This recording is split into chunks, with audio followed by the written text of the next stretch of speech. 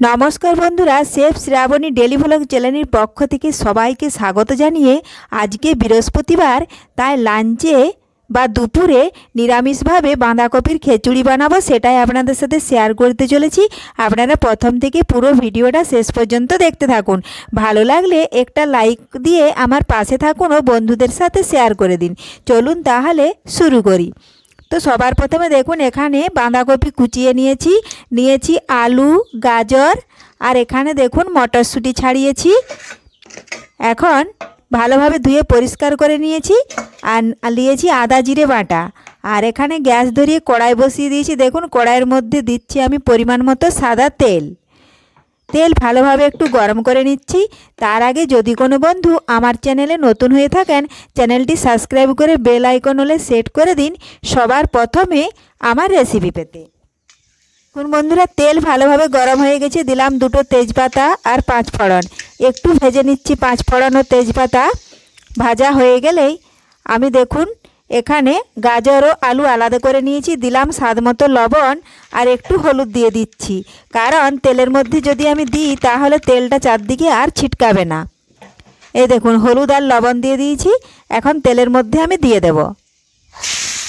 এই দেখুন তেলের মধ্যে দিয়ে দিচ্ছি আমি আদা জিরে গোলমরিচ বাটা, কারণ আমি এখানে নিরামিষভাবে বানাচ্ছি। তো দেখুন ভালোভাবে আদা জিরে গোলমরিচের সঙ্গে আলু আর গাজর আমি কষিয়ে নিলাম। এই দেখুন এইভাবে একটু নাড়াচাড়া করে কষিয়ে নিচ্ছি।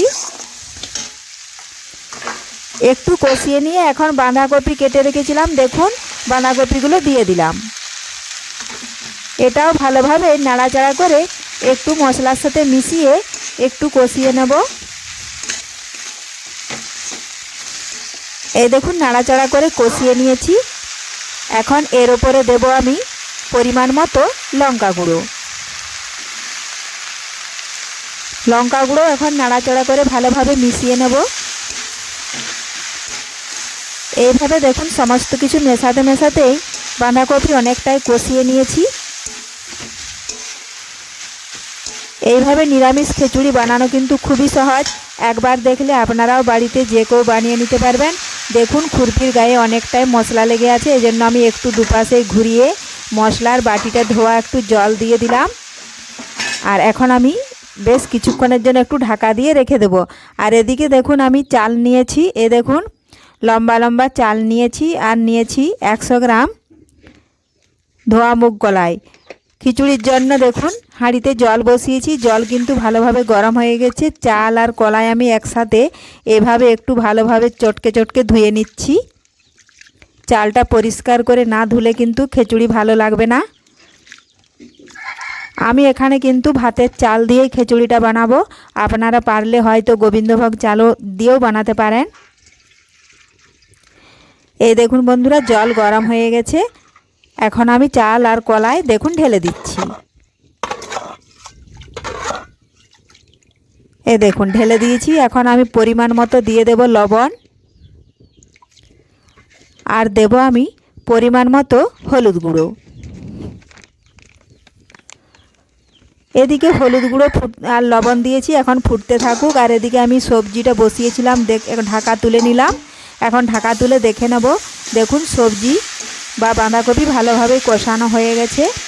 এই দেখুন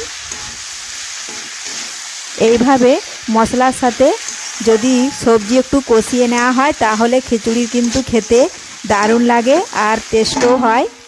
এই দেখুন এখন এই সবজি খিচুড়ির মধ্যে আমি ঢেলে দেব।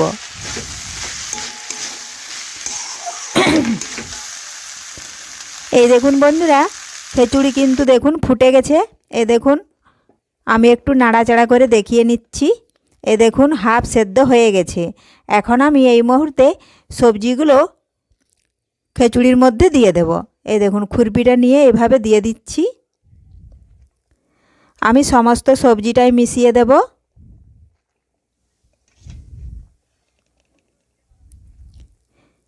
খুবই সহজ একটা রেসিপি। এখন আমি বেশ কিছুক্ষণ ধরে ভালোভাবে ফুটিয়ে নেব।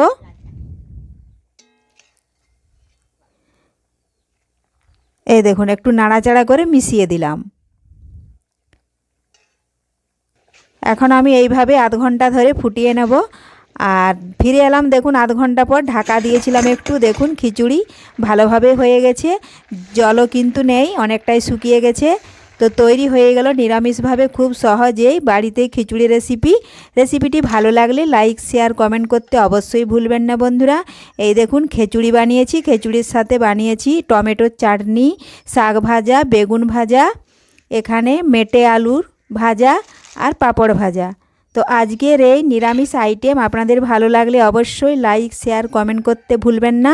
ধন্যবাদ। ফিরে আসবো আবারও কোনো নতুন রেসিপি বা আইটেম নিয়ে।